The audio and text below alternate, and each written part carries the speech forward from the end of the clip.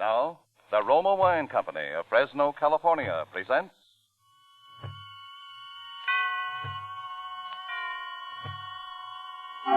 Suspense. Tonight, Roma Wines bring you Mr. Zachary Scott, a star of Murder Off Key, a suspense play produced, edited, and directed for Roma Wines by William Spear. Suspense, radio's outstanding theater of thrills, is presented for your enjoyment by Roma Wines. That's R-O-M-A, Roma Wines. Those excellent California wines that can add so much pleasantness to the way you live, to your happiness in entertaining guests, to your enjoyment of everyday meals. Yes, right now a glassful would be very pleasant, as Roma Wines bring you Mr. Zachary Scott in a remarkable tale of suspense.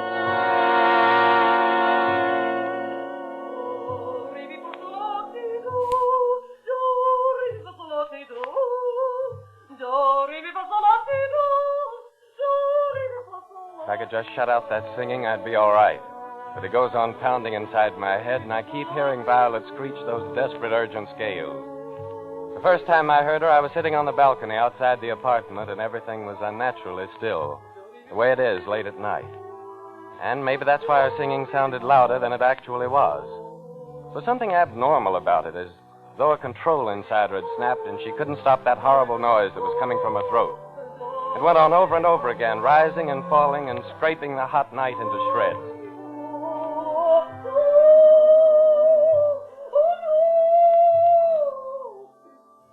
She's pretty terrible, isn't she? What?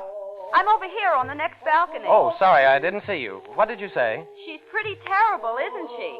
And she thinks that's a trained voice. Awful. Does she do it often or only when the moon is full? Oh, she goes on like that almost every evening. You must be new around here. I just got into New York this afternoon. Are you visiting Mr. Morley? Well, in a way. He went out of town and I'm staying in his apartment. I didn't mean to sound prying, but he told me he was going on a vacation, and I wondered if he'd left. Her family must be all deaf mutes. No, she lives alone. Well, that's not hard to understand. Hasn't the manager done anything about it? She has too much money. They'd never ask her to move. But someone should do something. They could always try strangling her. What did you say? They could always try strangling her. Oh, she heard you. Oh, do you think so? I hope so. Well, I must be going in. Good night. Good night. Roses are shining in the clouds.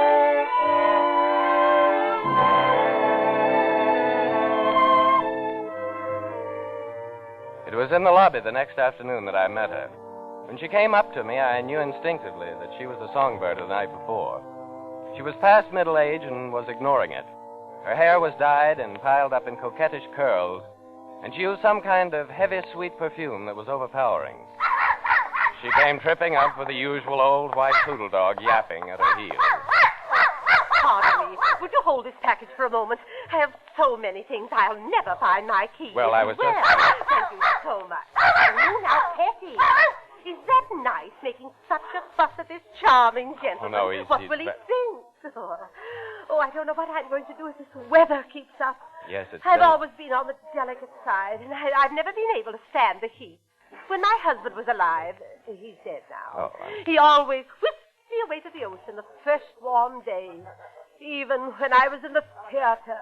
Oh, my manager would be furious. Well, I can understand. I can't imagine where my key is.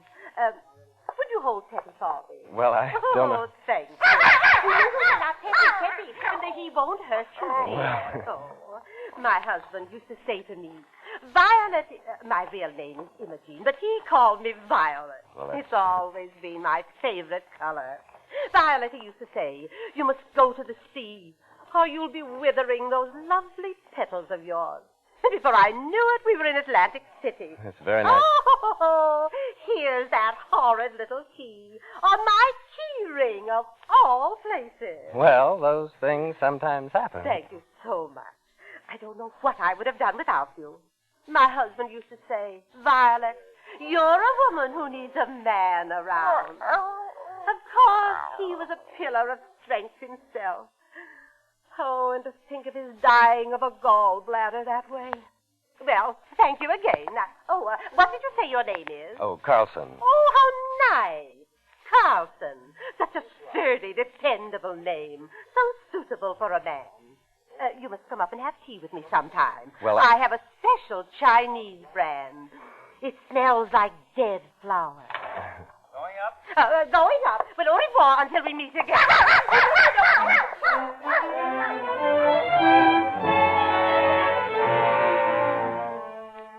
That next meeting would be never, as far as I was concerned at that point, but it actually happened that night.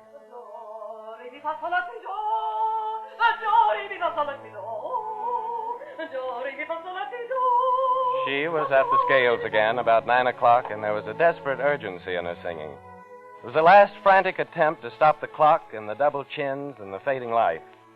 Those pathetic scales had a shrill terror that made me embarrassed listening to them. Well, as though I were eavesdropping on some shameful secret. It was then that I went to leave the balcony and saw the sheet music lying behind the urn.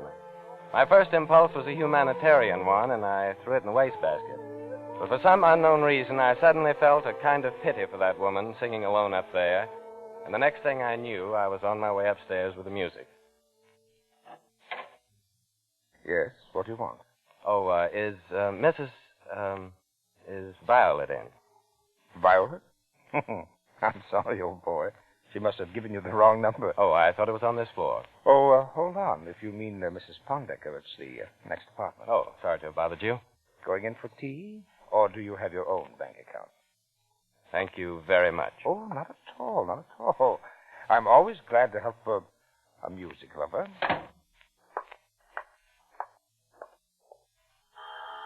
As I stood there in the hall, I began to think about that leer he had given me. I was about to turn back when the door opened. Oh, Mr. Carlson, you've come for that tea after all. How nice. Oh, be quiet, Teddy. Be quiet. Do come here. Oh, but I just found No, it... not another word. Come along. Violet had outdone herself, and a trailing negligee of purple chiffon and the usual clutching hand went with the outfit.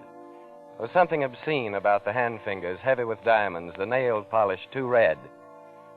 Obscene and pathetic. The room was heavy and operatic, just like her. There were glass cases and curio cabinets filled with every imaginable kind of glittering thing. Rings and bracelets, brooches. Most of it in terrible taste, but all of it unquestionably expensive. Oh, admiring my collection? Most everyone does. Your friend, Mr. Morley, just never... Hetty, dear, be quiet. Oh, I do believe he's jealous of you. You know he has a sixth sense about admirers. I remember when I was in the theater, he used to carry on dreadfully when my dressing room was filled with fans. He bit my husband in the leg. Oh, now, sit down in this chair. I'm afraid all the others are too small for a big man like you. Well, I really came to return this music. It must have blown down on my balcony. Oh, Roses of Picardy. It's always been one of my favorites. My husband simply adored it. I remember I sang it to him on Saturday night. And that Sunday afternoon, he was dead. Well, that must have been quite a shock. Oh, I sometimes wonder that I found the courage and strength to go on. Of course, my music has been a great consolation. Now, you sit right down. I won't be a moment. Petty will look after you. Won't you, Petty, huh? Roses are shining.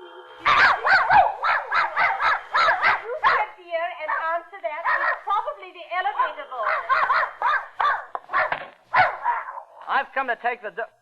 Oh, a new one. Yes, what is it? I came for Mrs. Pondecker's dog to take him for a walk. Here he is, and he's all yours. Thanks. Come on, Rintin.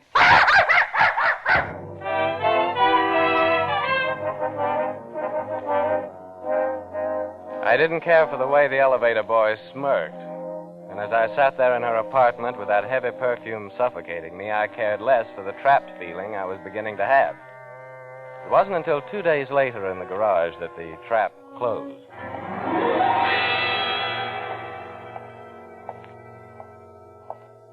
Good morning, Mr. Carlson. Can I do something for you? Oh, no, thanks, Joe. Just want to get my sunglasses out of the compartment. Well, your car's right over here. I cleaned her up for you.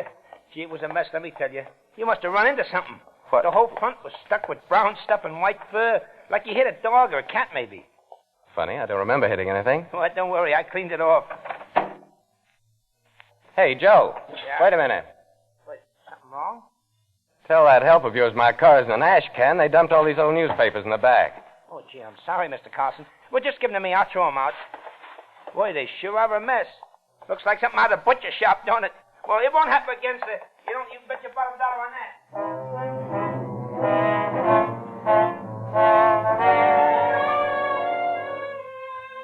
When I came upstairs, I was still trying to figure out the angle of those stained old newspapers, but I didn't have long to wait. I found out the minute I stepped into the lobby. Oh, Mr. Carlson, thank heavens you're here. I've been out of my mind. It's Petty. He's disappeared. We can't find him anywhere. I just know he's been run over. I just know it. Run over? Well, when did all this happen? Last night, when this wretched boy took him out. Now, look, Mrs. Pondecker, it's like I told you. I only stopped in for a cup of coffee, and the next thing I know, the dog is gone. Of course he's gone. Some uncouth person in that saloon undoubtedly made off with him. Well, there's only one thing to do, and that is to offer a large reward. Don't you agree, Mr. Carlson? Oh, yes, that's a good idea.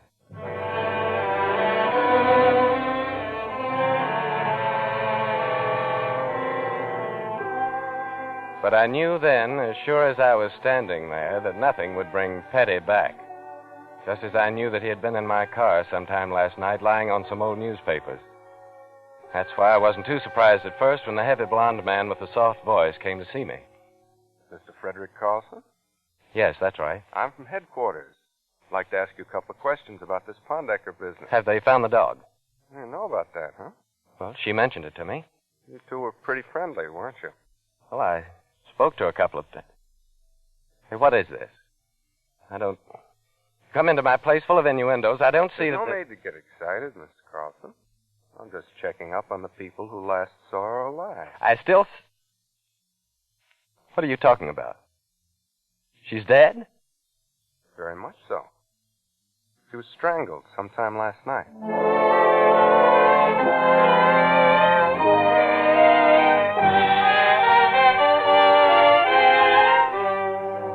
For Suspense, Roma Wines are bringing you as star Mr. Zachary Scott in Murder Off Key by Gene Russ Kearns.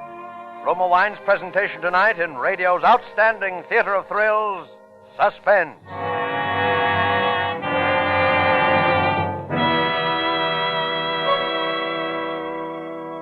Between the acts of Suspense, this is Truman Bradley for Roma Wines. This holiday season will be a round of gay homecomings, joyous reunions, and festive entertaining. To graciously greet your guests, to add warmth to the welcome, to give extra full pleasure to your holiday meals, be sure to have plenty of Roma wines on hand. Roma California wines offer you sherry, port, muscatel, and tokay for entertaining, Burgundy and Sauterne for mealtime enjoyment, and gay Roma California champagne to make any happy occasion unforgettable. Each of these fine Roma wines brings you the goodness of luscious grapes, gathered at peak of flavor, gently pressed, then unhurriedly brought to delicious perfection under the patient guidance of Roma's ancient winemaking skill, bottled at Roma's own famed wineries in California's choicest vineyard districts. Enjoy the taste luxury of fine Roma wines more often, for Roma's new low prices enable you to save as much as 1/4. Insist on Roma wines. No other wines offer you so much for so little. That's why more Americans enjoy Roma than any other wine. Roma, R-O-M-A, Roma wines. And now Roma Wines bring back to our Hollywood soundstage Zachary Scott as Frederick Carlson in Murder Off Key, a play well calculated to keep you in suspense.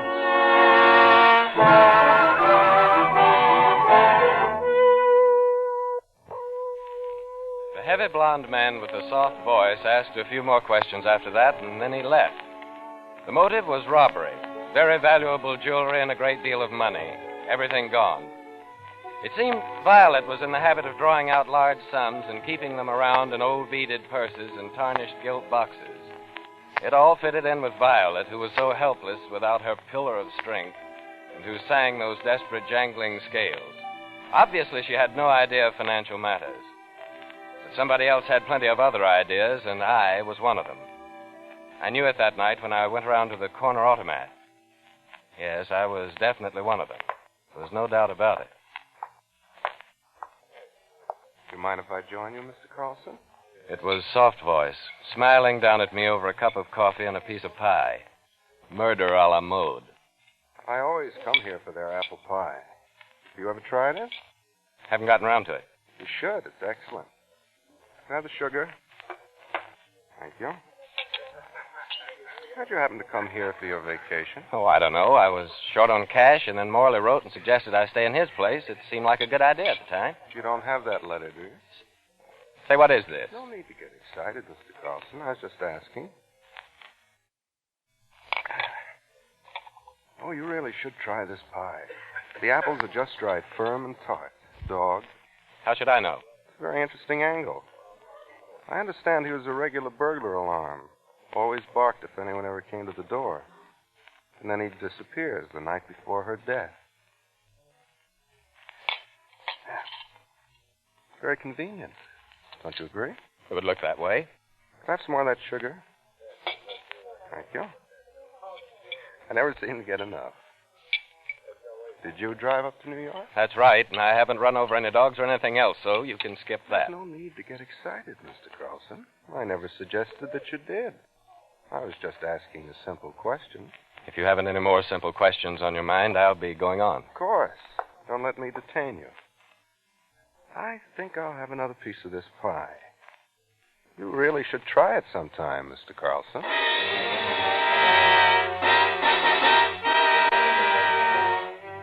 As I walked away, I could feel him watching me, hunched over the table, his small eyes wary and suspicious. There was no doubt about it. I was the idea. I rode around on top of a bus for almost an hour, and I kept thinking about the dog and that white fur and those stained newspapers. I knew I had to go to the garage and have another look at my car. The garage seemed deserted, and only one arc light cut the blackness that stretched silently ahead. It was then I passed the office booth and I first heard the voices. There were two men, and they were standing by my car. It was Soft Voice, full of apple pie and suspicion and wide awake on those 2 cups of coffee. He was asking Joe about my car. It looked like he hit something. But I couldn't say it was a dog. It might have been a cat. But you're certain about the white fur. Huh? Was there anything else you noticed? No, I don't think. Well, yeah, there were some newspapers. At first I thought, seeing as how they were all stained, that maybe he had put in them whatever he hit, you know? Excuse me, somebody must be out there. Well, Mr. Carlson, glad you came in. Perhaps you can clear up a few things for us. Look, I don't know anything about the newspapers or the stain, but I can tell you this much. I never ran over a dog, and I can prove it. Well, then, that's all we're interested in. I haven't taken the car out since I came to New York. Joe here can tell you that. Well, you did take it out once, Mr. Carlson, the night before last. Are you crazy? Well, gee, I'm sorry, Mr. Carlson, but I remember you called me up and asked me to bring it around. Here, you can look at my record book. You must have forgotten about it, because, 9 o'clock. 9 o'clock. That must have been just about the time the elevator boy took the dog for his walk. From that time on, Soft Voice was after me. I was his man, and he didn't miss a trick. Now, you say you talked to Carlson last Saturday? Yes, I was sitting out on the balcony. Did he mention Mrs. Pondecker in the conversation? We heard her singing. She had an awful voice. And he asked about her, whether she had a family or lived alone. I don't remember anything else. But it was the oddest thing. I mean, his suggesting strangling her, and now this. Makes you think, doesn't it? And Mr. Carlson came to your door the other night? Yes, he was asking for some woman by the name of Violet. At first, I never connected it with Mrs. Pondecker. She seemed a bit old for him, but you never can tell. Probably mutual interest in music, Yeah, that's right. I came to get the dog, and this Carlson guy opens the door. But I don't think nothing of it. Working on the elevator, you see a lot of that, you know. Oh, some of the stuff I could tell you.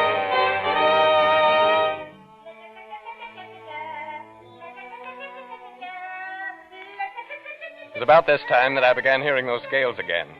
They were so shrill and desperate, I thought everyone else must hear them, too. I even heard her on the elevator. What are you staring at? Nothing, Mr. Carlson. This is your floor. Hey, do you think the police will catch a guy who done it? I don't know. I figure it must have been somebody who knew her and been in her place. Those old dames always go for the young guys. I say, find her boyfriend and you got to kill her. Am I right? Why ask me? How should I know? Well, you don't have to get sore, Mr. Carlson. I was just asking. Well, what are you waiting for? Me? Nothing. Well, shut up. Stop it, do you hear me? The concert's over.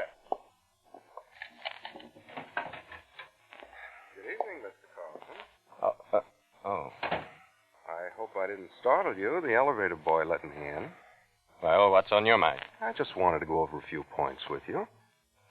Do you know anything about a resort called Orchard Beach? It's not far from here. Yes, I stayed there for a couple of weeks last summer. Why? Strange you never ran into Mrs. Pondecker. She played in the summer theater there. I told you I never saw her before I came here. If you're trying to pin this on me, you're wasting your time. Look, how could I have planned this thing? I never even knew I was coming here until Morley wrote me and asked me. He'll tell you that. Unfortunately, we can't seem to contact Mr. Morley. You don't have his present address, do you? All he said was something about a camping trip, but he's bound to turn up in a couple of days, and he'll set you straight on all this. That is, if he turns up alive. What do you mean by that? I was just considering a possibility. After all, if anything happened to Mr. Morley, he couldn't back up your story, and he couldn't deny it either, could he? Well, I'll be getting along. Good night, Mr. Carlson.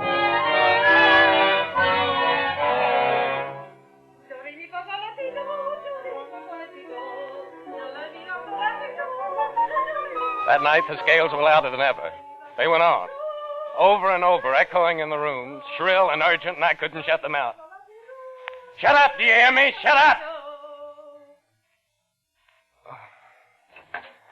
What the devil's going on in here? Morley, good Lord, I thought you'd never turn up. Well, I always say it's nice to be wanted, but if I'm not too inquisitive, may I ask what you're doing in my place? I'm waiting for you so you can tell him about that letter. Letter? The one you wrote when you asked me to come here. Well, now, look, I don't care if you stayed here, but I didn't write you. But you must have, Morley. I read the letter. I tell you, I saw it. I held it in my hands. It was real. All right, Carlson, don't be so tragic about it. After all, it's not a matter of life and death. It certainly is. Look, Morley, you don't know what's been going on here. Ever since I got here.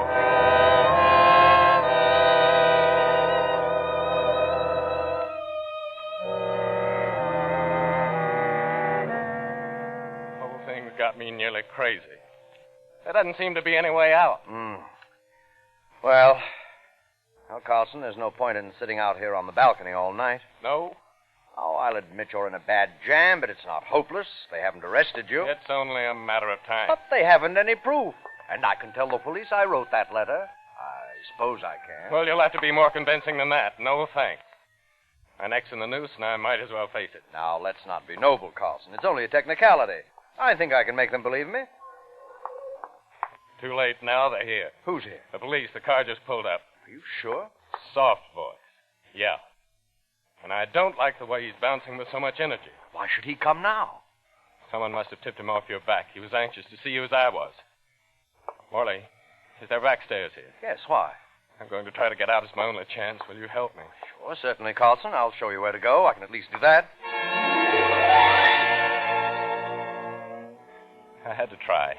I couldn't just lie down and take that rap, and there was no way under heaven I could escape it legally. I followed Morley off the balcony, and when we got to his living room, it was almost more than I could stand. Because the singing started again, but not the scales this time. Roses of Picardy. Roses of Picardy. She was going to follow me all of my life. I almost dropped in my tracks. Something, I guess you'd call it a hunch. Something about the stiffness of Morley's back made me hang on. And Morley swung around. It was more than a hunch. Morley was sweating. I decided to play it for all it was worth. Who's that? Who's what? Did you hear something? What are you talking about? Nothing. Come on, you better hurry. Well, I don't know. Hurry up, Carlson. I don't know. Now that I think of it, I don't know. You said yourself. Yeah, but all my life I'd be ducking the law for something I didn't do. You said yourself it's your only chance. Yeah, but that'd be worse than being convicted. Anyway, how could they convict me? The evidence is all circumstantial. There's an awful lot of evidence, Carlson. The dog being killed by your car, the threat you made against her, and your being at Orchard Beach the same time she was there. Yeah, that's a clincher, all right. But how did you know? Why, How did you know I was at Orchard Beach? I never told you. You haven't talked to Soft Voice yet. Come on, Morley. Tell me how you did it. Tell me how you killed Mrs. Pondecker. You're out of your mind. How did you get the car business fixed? Did you disguise your voice and take the keys while I was out of the apartment? That would be simple enough to do. Crazy. And that sheet music on the balcony. Did you plant it? Well, you had me right where you wanted me. A beautiful frame-up. It's a shame to ruin it. I don't have to ruin it. I can... No, no. You can't kill me, Morley. I'm your fall guy. Remember? I can kill you in self-defense. I can kill a murderer who's living in my apartment, who's threatened me. Unfortunately, the police didn't get here in time, and in simple self-defense, I had to... Oh! Yeah, but they did get here in time, Morley. Yes, Carlson. You're very lucky. How much did you hear? Enough. He was a slick boy. He had you measured for the noose, all right. How did you get him to open up? Well, in a way I didn't. It was the Roses of Picardy. Roses of... Well, I thought it was Mrs. Pondecker. And when she started Roses of Picardy, Morley thought so, too. It scared him green. Scared him more than me. You know, I thought everyone felt the same about Violet singing, but not the little girl next door. The only thing she had against Violet's voice was professional jealousy. She thought her voice was better, but Violet's could drown her out. Listen.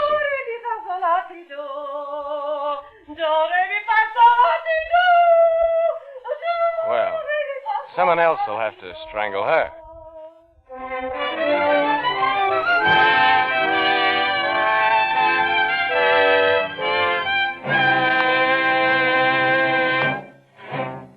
Roma Wines have brought you Zachary Scott as star of Murder Off Key. Tonight's study in Suspense. This is Truman Bradley for Roma Wines, the sponsor of Suspense. Are you planning now for that Thanksgiving dinner next week? Well, here's a timely suggestion from famed hostess Elsa Maxwell. This Thanksgiving, many families will be together for the first time in years, enjoying the traditional turkey and trimmings and pumpkin pie. At dessert time, I suggest serving Roma California Muscatel. Roma Muscatel is a glorious ending to a festive meal. Yes, at dessert time or later in the evening, Golden Roma Muscatel is the choice refreshment wine. Served cool, Roma Muscatel is delicious with dessert or later with nuts or cake. A wine mellow indeed, bursting with golden sweetness. Roma Muscatel brings you the distinctive fragrance and the warming taste richness of the famous Muscat grape. Like all Roma wines, Roma Muscatel is a true wine, unvaryingly good always. Made in California, enjoyed throughout the world. Remember, because of uniformly fine quality at low cost, more Americans enjoy Roma than any other wine. Insist on Roma, R-O-M-A, fine Roma wines. Zachary Scott appeared through the courtesy of Warner Brothers Studios and is currently appearing in Mildred Pierce. Next Thursday, we bring you Lloyd Nolan in Suspense, radio's outstanding theater of thrills. Presented by Roma Wines, R-O-M-A, made in California for enjoyment throughout the world.